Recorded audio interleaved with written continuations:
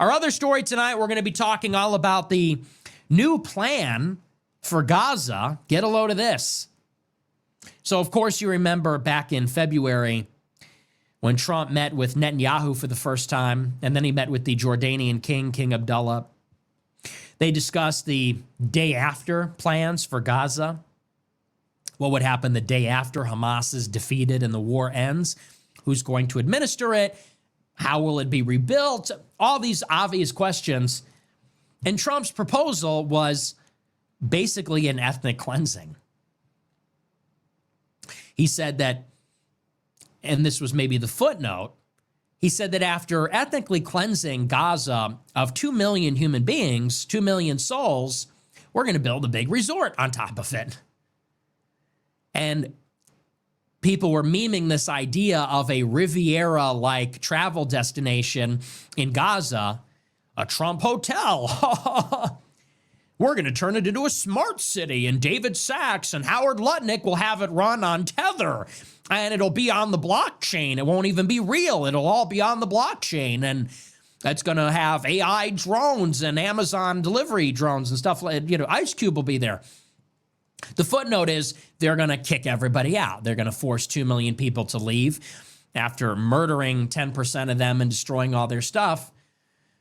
And people played that off. They said maybe that was a negotiating tactic, which is plausible. They said maybe that's a concept of a plan. That's a framework. But it wasn't received too well. Obviously, nobody is for that other than the U.S. and Israel. And very little was said about it after that. But now today, there's a new piece in the Washington Post, a planted story from the administration about the Trump administration's plans for Gaza. And they're basically the same. This is the story. It says, quote, a post-war plan for Gaza circulating within the Trump administration would turn it into a trusteeship administered by the United States for 10 years. The 38-page prospectus seen by the Washington Post envisions a temporary relocation of all of Gaza's more than 2 million people, either through what it calls voluntary departures or into restricted, secured zones inside the enclave during reconstruction. So here's another way to say that. They're going to ethnically cleanse the strip, and either they're going to force everybody to leave into war zones, or they're going to put them into prison camps, like actual prison camps. That's really what that says. They're going to be, quote, relocated, read ethnically cleansed. They can either voluntarily leave, read forced out at gunpoint, or restricted secured zones, read prisons inside the enclave. It goes on. Here, it gets better. Well, that's a small price to pay, right? Got to crack a few eggs. Those who own land would be offered a digital token.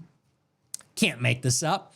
They'll be offered a digital token by the trust in exchange for rights to redevelop their property to be used to finance a new life elsewhere, or eventually redeemed for an apartment in one of 6 to 8 new AI-powered smart cities to be built in Gaza.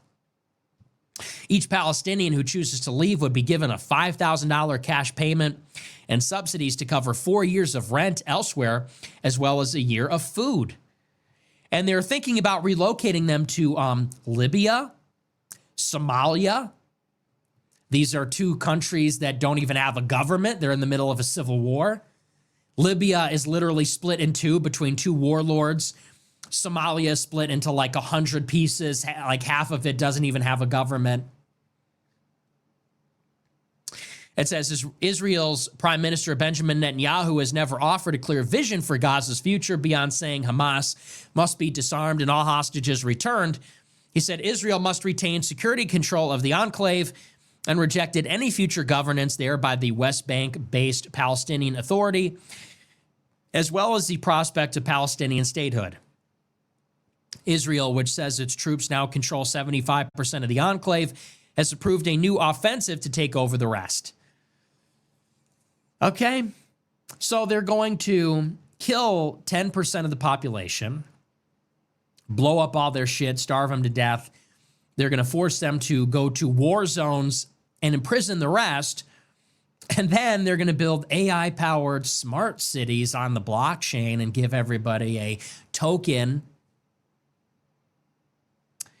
What even is this? Like, we live in hell. What can you even say about this plan? You know, these are human beings. Like, these are human beings with lives. Like you and I. They were born there. We were born here. We were born here, and so we get to go to school and ride the school bus and have Christmas parties and go to Disney World. They were born there, so they know nothing other than hunger and thirst and death and explosions and airstrikes and being shot in the face and disabled. And this administration's making it into basically a joke. We're going to turn it into a game show. Now, these beleaguered people that are officially being starved to death and genocided, 107 people dead in the past 24 hours from hunger, we're going to give them digital tokens on the blockchain in exchange for their territory, and then we're going to kick them out and send them to Somalia. What the fuck is this? This is evil. And I'll take it a step further. What this administration is doing is cruel and evil. I'm in favor of some of the things the administration is doing. 10 million illegal immigrants came here in the past 4 years. What, are they going to stay here forever now? The previous administration let 10 million people come in. Forget about the pre-existing population of illegal immigrants. And there's much that could be said about that. Some came here as children. Some have been here for 3 decades. Some have built a life here. 10 million people came here in the past 4 years. And now what? They're going to live here until the end of time? Like, obviously those people have to be removed. Obviously those people have to be arrested and deported. Like, you just can't let that happen. But this administration that's saying, whoa, we're going to feed them to alligators. We're going to send them to Uganda. The stuff that's happening in Palestine, whatever you think about it, it's evil. These people are being genocided by Israel. It's not even a question. And the administration is saying, well, we'll give them Bitcoin. We'll give them Tether. We'll give them Trump coins, and they can exchange that for a condo in the Trump hotel we'll build there. This is just not right. There's something profoundly evil about this, something profoundly, and you know, pardon the expression, but it's obviously dystopian. It's glib. It's not serious. It's offensive. And this is not me going soft or me going woke, but where's the dignity of human life involved in all this? Where's the seriousness? Is this a statesman or is this a joke? Is Donald Trump a statesman? Is he supposed to be a Caesar-like, Napoleon-like, and forgive me, a Hitler-like figure? Is he supposed to be a transformative leader of America, a force for good, like a George Washington, like an Abraham Lincoln, whatever you think of him for that matter, like the great pantheon of European, Western, American heroes? Or is this just a big sick joke? Is this just a big weird scam? A very weird, very bizarre, very 21st century scam. And I think it's almost obviously the latter. I'm getting sick of it. When Trump was funny 8 years ago, but there was at least this idea that he was going to run a serious administration. In 2016, we didn't really know what to expect. And what he was promising was competence, bringing the competence of the private sector into government. The best people, high turnover rate, high efficacy, results-oriented, delivering tangible, real victories, action-oriented. That was interesting. That was exciting. You could at least believe that that was possible. But what it has turned into is just like a very twisted and weird situation. And it's not funny anymore. The like weird glazing saying he's going to run in 2028. The weird shit people say where, you know, he's aging in reverse. The true social posts vindictively threatening everybody. The media, politicians, this one and that one, going after his enemies, the fusion with Israel, the fusion with Silicon Valley, with Wall Street. It's almost like everything the liberals said about Trump in many ways is being borne out. And don't get me wrong, what elevated Trump in the first place is that there was a legitimate criticism to be made. Rightfully so. The liberal institutions lost credibility. They were contemptuous of the American public. They were disdainful of the American public. They took trust and credibility for granted, and they abused that trust. They reached a point where they felt they didn't need to explain themselves, that their power justified itself or was self-evident. They overstepped. Like, let's not forget how we got here. We got here after the lie that got us into Iraq. We got here because of the bailout of the banks in 2008. We got here because of the race politics of Obama, the progressive wing of the Democrats taking over the party and alienating Christians, white people, working class people, calling them bitter clingers. You know, they're bitter, clinging to their guns and Bibles. They fucked up. But what has happened is the pendulum has swung so far to the other side. And I don't know that I'm comfortable with where it's at right now. It should have stopped a long time ago. And now it's turned into a big joke. Now we really have a ridiculous person as president that's actually embarrassing. He's orange. He's weird. He's got a weird look going on. The whole administration's weird. This like slavish devotion to him is getting bizarre. Maybe it's been bizarre. The weird trutherism that you see where you got QAnon people that are talking about the fringe on the American flag and what that signifies about secret operations. People are talking about aliens and interdimensional beings, weird health trends. Like, it's gone so far in the other direction. And I'm going to be honest, I'm not the biggest fan of it. And maybe the worst part is that the pendulum has swung, maybe in terms of style, like a wrecking ball has been taken to civility, institutions, decorum, decency, so much so that even I have a problem with it, where it's like, okay, it's a little much even for me. But the substance has remained exactly the same. Like, Trump has this gaudy, ostentatious Oval Office. It's just ridiculous. The portraits everywhere, the gold accents, the gold tie, the gold chair. Get the fuck out of here with that. Whereas Biden's was understated and traditional. So stylistically, the pendulum has swung from tasteful, traditional, conventional, understated to gaudy, silly, tasteless, etc., mirroring what is happening elsewhere, but the policies are the same. The Ukraine war realistically started under Obama, carried on through Trump, then Biden, now Trump again. The situation in the West Bank, Gaza, and Iran, it was bad under Obama. Trump blew it up, continued under Biden, is accelerating under Trump again. So what is really important to understand here is this. The Republicans and the Democrats are both fucking us. They're both fucking us. They both did a COVID stimulus. They both did a regressive wealth transfer. They both let BLM destroy the country. That happened under Trump and Obama, actually. They both brought in millions of illegals. Trump did, and Obama did, and Biden did. Now Trump is just closing it down because they took it really far. They all had a hand in the war in Ukraine. They all had a hand in many of these things. What the Republican Party represents is like an Israeli wrecking ball to American stability. That's really how I see it. Because the Trump administration is not really delivering revolutionary change. Are you richer than you were 10 years ago? No.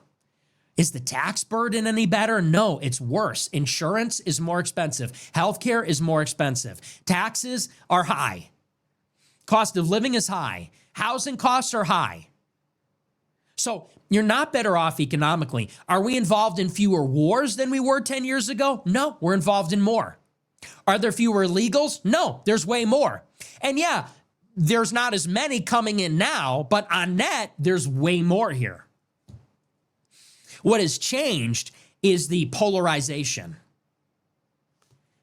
And it's now that we know what we know about Fox News and Trump, it seems like this was like the real subversion of America, an Israeli wrecking ball. When I look at the Republican Party, when I look at Mike Johnson, the Trump administration, Fox News, I see the frat bro uprising. That's what I see. I see Shabbos Kestenbaum. I see Ben Shapiro. I see Jared Kushner. When I look at the whole thing, I see the whole thing as a front, like they tricked white Americans like me.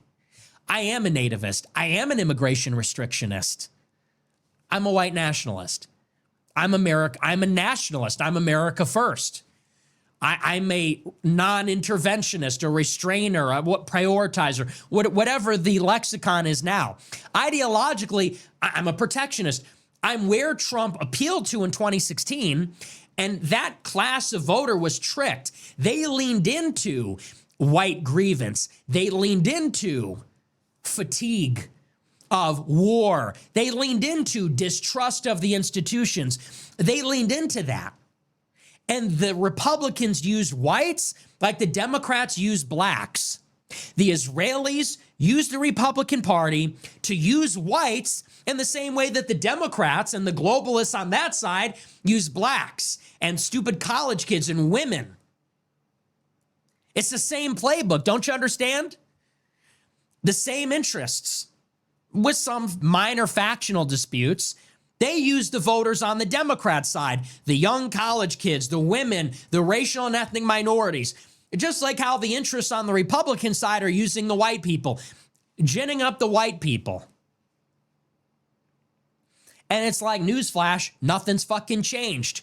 They got the white people ramped up about immigration. We're no better off. They got the white people ramped up about black people and crime, and we're no better off. We're worse off. When push came to shove, they let BLM destroy the cities because Sean Hannity told Trump that'd be good for the election in 2020. They got everybody ramped up about trade and infrastructure, and they did jack shit on both. There's no subsidies. There's no reliable tariff schedule. There's no major legislation on that. There's no infrastructure bill. They got people ramped up about the wars, and there's more of them now. There's more of them. We're sending them more weapons. We're going to Venezuela as we speak. So what actually changed? Israel keeps getting bigger and bigger. That's what changed. The Iran deal got ripped up. Iran got bombed. Hezbollah's being disarmed. The Houthi leadership got assassinated. The West Bank and Gaza are being annexed. The Golan is being annexed. South Lebanon is being annexed. That's what changed. You know what else changed? Trillions of dollars of quantitative easing that because of economic effects went to the banks and corporations first. The biggest Silicon Valley companies are bigger than ever. COVID was a massive wealth transfer to Amazon, to content sites. Now it's AI and data centers. That's what changed. So there needs to be something new. That's what I'm in. People say, you're going to vote for Newsom? I want something new. I want something different. I don't want to do the same thing over and over. I don't want to be somebody's boy. I don't want to be the Israelis or Fox News or the Republicans or Trump's boy. I want something new. I want something different. And even if it's the burn it all down party, at least that's a actual fucking choice. People say, you like Newsom just because he's handsome? Dude, I don't give a fuck. At least if you vote for John Pork, if you vote for Kanye, if you vote for something different, at least you're not complicit in your own rape. At least you're not complicit in this scheme that is meant to dispossess you of your birthright. People say, lesser of two evils, we are being dispossessed. Doesn't matter what rate that it's happening, you're voting, you're affirming. Do you understand this? People say, well, I don't care what anybody says, it's better under Trump. He's dispossessing us too. You're voting for it. You are affirming it. You are saying, may I have another? Yes, yes, and I want more. And we just can't do that anymore. And the only way to express that is negation, rejection, denial. You cannot have them come to you and say, no, Stephen Miller's gonna. Stephen Miller's, first of all, he only gives a shit about Israel. He doesn't give a shit about you, and it's not even happening. 1,000 deportations a day, try 800 arrests per day. I saw some guy in a group chat today said, Stephen Miller's like a stereotypical Chinese mob boss. He's a fucking stereotypical glib, arrogant Jew who will lie to your face to get what he wants. That's what the GOP does. And until we reject that, and you can reject it on both sides, I really don't care.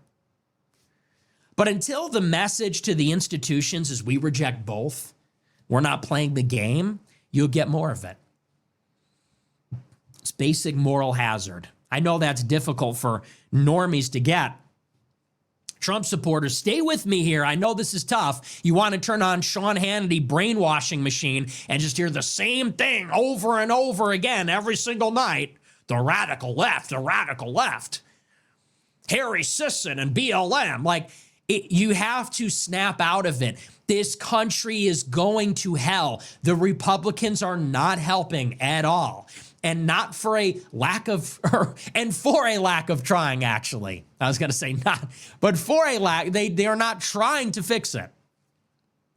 So anyway, that doesn't have too much to do with Gaza. I guess it's just more the tone of it. We know where it's going in Gaza, but it's more just this is a planted story.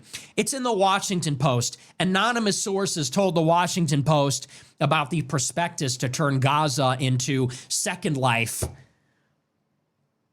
They want to turn Gaza into a, metaverse simulation run on the blockchain. And it's supposed to be a big joke. I get it. Yeah, it's all a big fucking joke. It's all hilarious. Thank you for your attention to this matter. Yes, it's all a big fucking joke.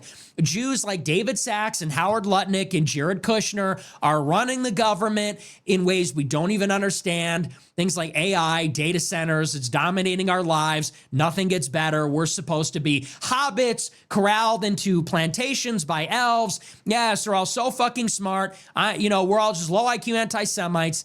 I'm just sick of it. It's a metric ton of fucking bullshit. And I still have a bullshit detector. It's still intact. It survived Trumpism. And I'm just wondering where everybody else is. Where did you guys go? If Biden or Harris did anything that Trump was doing, you guys would be losing your damn minds. But people are not. And I'm not that guy, I don't have a jersey on. I'm not getting paid. So there's that. People love to attack me because I say stuff like this. I say, what are you on the left? This guy, he's trying to stop us from winning. Us. I'm sorry. Am I a contracted member of the team? I didn't get the uniform. I didn't get the memo. Who's my boss now? I must have missed that. And, people that are not being paid need to kind of get together and say, we need to form a union here, so to speak. So anyway, that's that. We're going to move on. We're going to take a look at the super chats. We'll see what you guys have to say. They don't like that I'm saying this. They don't like it. They know I'm right. People are waking up. The Republicans are using white people like Democrats use black people. The Republicans, and Nick, he categorizes it as Israel is using the Republicans to use white people like Democrats use black people in order to push their agenda. And the thing about Israel, and even focusing on Israel in general, a lot of people, I'm sure they're like, yo, you guys only attack Israel. You're not paying attention to everything else. Well, it's a pretty relevant story. And it's something going on that if you believe in humanity, if you have any care for humanity, and you obviously understand that we are playing a significant role in not only the war right now between Israel and Palestine, Hamas, however you want to categorize it, whatever suits the narrative that you're probably trying to portray, what suits, or I can't even say, that's only on one side. I don't recall the number, but I think within the last 24 hours, Nick said that there's over 100 people that have died from starvation. You got Netanyahu coming on to American platforms, doing interviews on Patrick Bet David, real relaxed, looking real comfortable, saying, talking ish like, yeah, we learned in the past that we aggressively, and I'm not gonna remember the word for word saying, but pretty much saying that we aggressively attack any threat before it can become a real attack on us. That's the mindset. That's what America has supported. And a lot of our America involvement, like what we're suggesting with this new plan for Gaza, this is the reason why we're looked at as the big Satan, if that's even true. This is the reason why people are screaming death to America, to whatever extent that is true. Now, I believe I've seen it, but people say that, well, it means this, it means that. I don't care if it means exactly what it says. I can totally understand that. Just like if another country did what America does and it led to American citizens dying, it led to our country always living in turmoil, living in fear, living in camps, whatever it may be, getting relocated, having 90% of your country destroyed. What do you think we would say about that country? Bibi Netanyahu, let's not forget, you said that Iraq had weapons of mass destruction, and what ultimately ended up happening was we didn't find any, and 500,000 children were killed. But now he just feels that we should just take his word. And I don't even know if he feels that we should just take his word. To me, he's just bullying his way in. I don't know exactly what the issue is. I don't know what's up with Trump. I've told y'all before, it seems like Trump is getting taken advantage of. It seems like he's frustrated. Trump obviously does not like to get bullied. He likes to play the bully, if anything. And we're seeing what happens and how Trump behaves when he is uncomfortable. When he is uncomfortable. So I want to touch on a couple different things that stood out to me that Nick was saying. Where's the dignity of human life? And I looked up the term while he was talking about individualism. And I looked up this term because I think it's very easy to create racist when you have individualist. Now, let me read y'all the definition of individualist, if I could find it. Individualism. Individualism is a social theory and political philosophy that emphasizes the moral worth of the individual.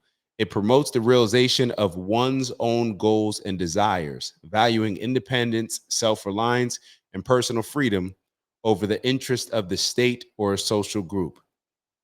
Personal freedom, cool. Self-reliance, relying on yourself for certain things, I'm totally cool with that. But when it comes to how they're describing it in the term, it's focusing on self instead of a greater group. Perhaps this is why we're so disconnected with God.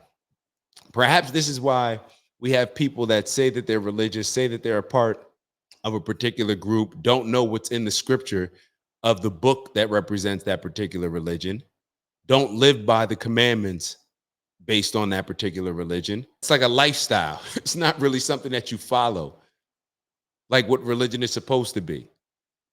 It's supposed to be a guideline, right? A lot of people now are so turned off from religion, they're turning to spirituality. And I think how we described it the other day was, spirituality is the TV being plugged in, realizing that you have that internal light. Now, religion, where this comes into play, is the remote for the TV, giving direction. Some people can get by without the remote. Others need the remote. The majority of people, from what we're seeing, clearly need something to follow. That's what it seems like. I don't know if there were no religions, maybe. Matter of fact, I shouldn't even say that. If there were no religions, I don't know if we would just end up living by the golden rule of treating others the way that we want to be treated. Perhaps that would help us get away from the individualism, because religion has not forced us to hold ourselves to a standard of what religion is supposed to represent, which is all of God's children coming together and living in harmony, right? Or maybe I have the wrong thing. But when you have a society that is built on individualism, there is going to be no dignity of human life. People in America are not going to look at what's going on in Palestine and feel so moved by it that we actually take a significant stand, whatever that may look like. Can you imagine this? Like, can you put yourself in the shoes of some of these people? Not only did their great grandparents, 70, 80 years, get removed from their homes, not only did that happen, right? They got removed from their homes in order to create Israel. Not only did that happen, but now they're pretty much trying to use eminent domain. This is eminent domain. This is a government flexing its weight to take private property from citizens that are not even, this is even crazier because they're not even US citizens. This is the US government going to Gaza, taking private property from Palestinians and hitting them with a little Trump coin, and or hitting them with a, what did they say, a couple years paying their rent, paying their mortgage or whatever, and then a year's supply of food. Like, America has shown so much audacity. And if we're just being real about it, a lot of this audacity is shown in the ways that we show up for and support Israel. If we're just being honest with ourselves, you know what we've become? Or let me actually preface it with this. When I think about America, I think about two political parties that on the surface can't stand each other, polarizing opposites, right? But when you actually look at the things that they agree on, that's when it becomes scary. When you look at all the politicians and you realize that they're all influenced in one way or another by Israel, and I don't even care about the money that they're receiving. I'm telling you, just based on their willingness to speak on certain things, their willingness to call out other things so strongly. But then when it comes to Israel, no. Ted Cruz, God said, be good to Israel.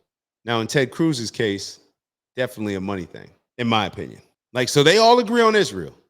Then when it comes to the migrants, even though Trump and a lot of Republicans and conservatives used to be the party, in my opinion, of more of the elites, now it's kind of a little bit all over the place. But just think about it from that standpoint. You have these conservatives that say that they don't want the migrants here. 10 million migrants during Joe Biden's presidency. That is insane. What are we supposed to do with them? Are they just pretty much importing future voters? I don't know what it would. I don't know what it is. And then when Trump says he's going to deport them, he's doing different carve outs. So I'm sitting here like, okay, you're going to carve out restaurant industry, farm, agriculture. Why not create a program that expedites American citizens that will be able to fulfill those jobs if your goal really is deportation? If your goal really is to build the foundation of America and help American citizens not only find jobs, but actually gain tools and skills that they will be able to apply to a solid career, and then maybe even pass down, create a business based on that trade if it is a trade. But think about it like this. This, when it comes to the migrants, this is what we've become. The NBA. Y'all know the last American MVP? I think it was, I may get this wrong, but I think it was James Harden, maybe 5 years ago. I think Giannis won a couple. I think Joker won a couple. SGA just won one. America is not the powerhouse that we used to be when it comes to the NBA. Why? Because we're allowing these players to come over here, right? They do their training over there, and that's where their training is just better than our training. It actually really is like the NBA. All of these schools overseas are more intentional, so therefore they are preparing their kids. When their kids come to here to go to college, when their kids come here to work, they are more prepared, they're more inspired, more motivated, more focused, more disciplined, all of the things that are necessary for success. Then when they get here, we accept them with open arms. We're gonna have 600,000 kids, students from China coming in after, Trump seemed to have changed his tune. Now he's giving visas to these students. So 600,000 kids will now come here. We're gonna train competition for our next generation. We're going to train the competition.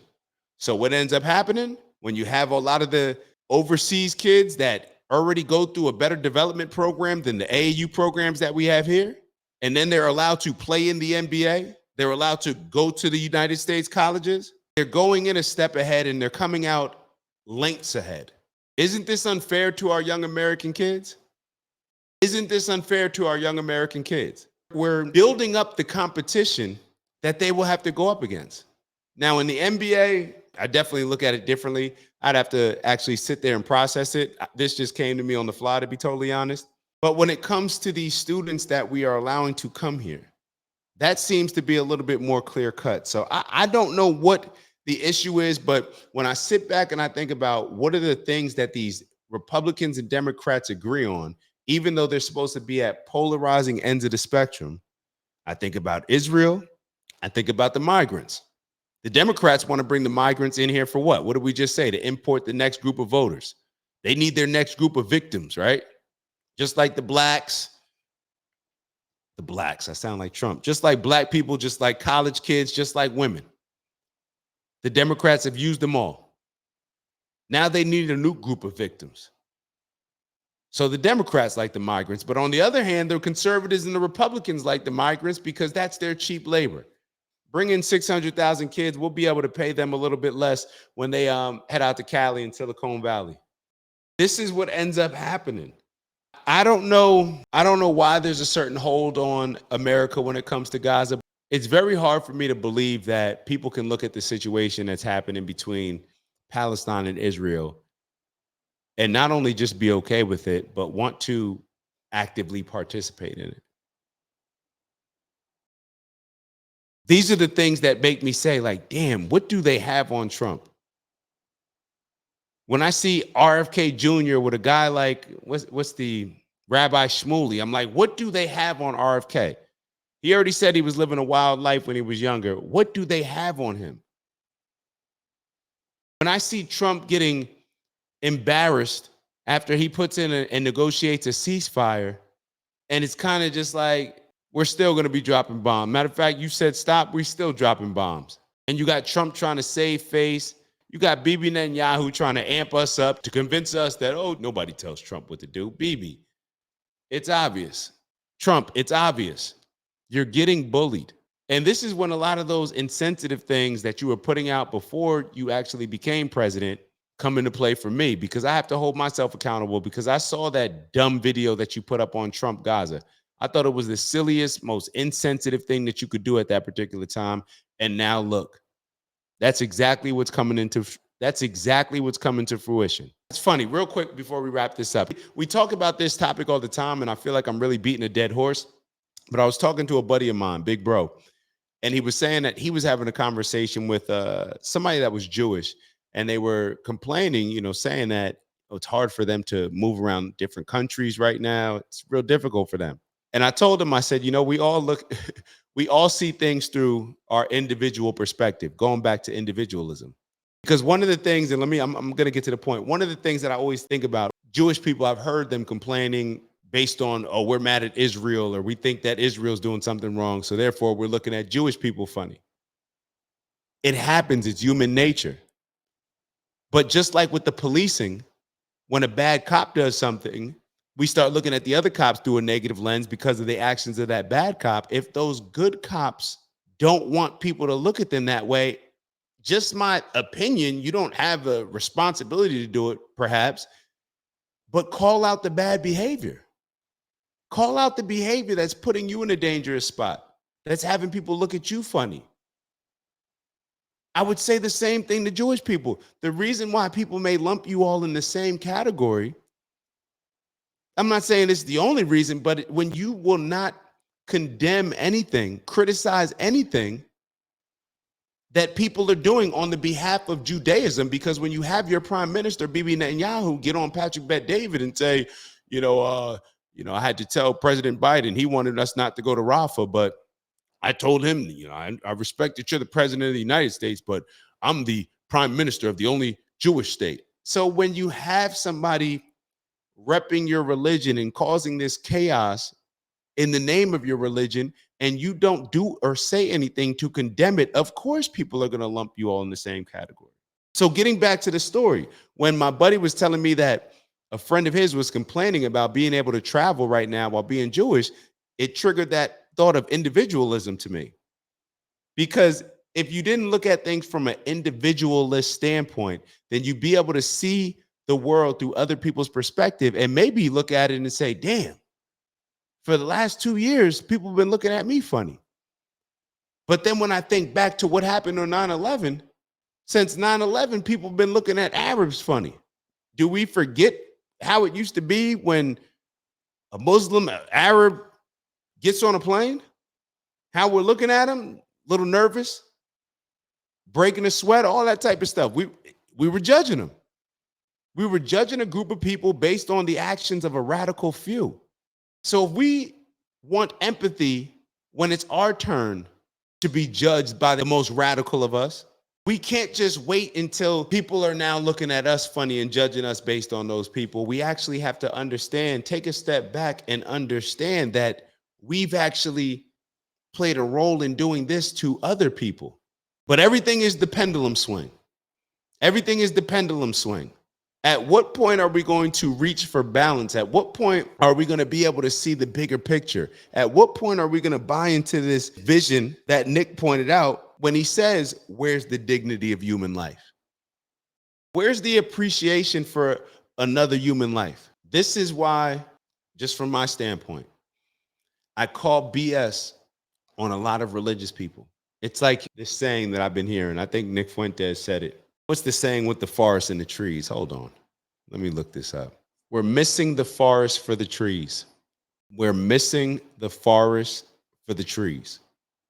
We're getting so caught up in our religions and the fighting with other religious groups that we're missing the fact that we are all God's children and we're all supposed to embrace the golden rule of treating others the way we want to be treated. However you want to word it. I'm not sure y'all are ready for this question.